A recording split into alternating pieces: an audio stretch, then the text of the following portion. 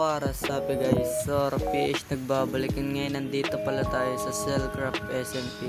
Yun ngayon, kaya tayo nandito dahil may nagsumbong sa akin na admin. May nagnakaw daw sa shopping district ng item at hindi binayaran.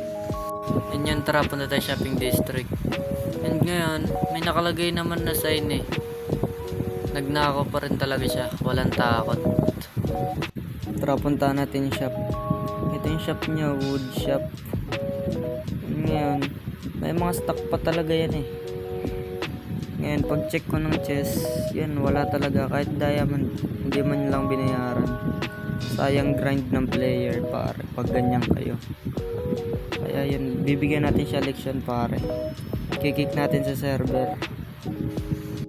Fast forward guys, nandito na tayo sa base niya. Bala ko sana siyang patayin, tas kukunin ko gamit niya, kaso di ko naabutan. Hindi ko siya naabutan guys, pero naabutan siya ni Zera. Kaya yun, balak niya patayin tas kunin yung gamit, tas ibalik dun sa owner ng shop na kinuhaan niya. Pati Dayas guys, walang patawad, ninakaw niyan. And dyan, napatay na namin to pre. Kabago-bagong member nagnakaw agad. Kaya sa mga gusto sumali sa akin dyan, huwag kayong magnanakaw. Peace out.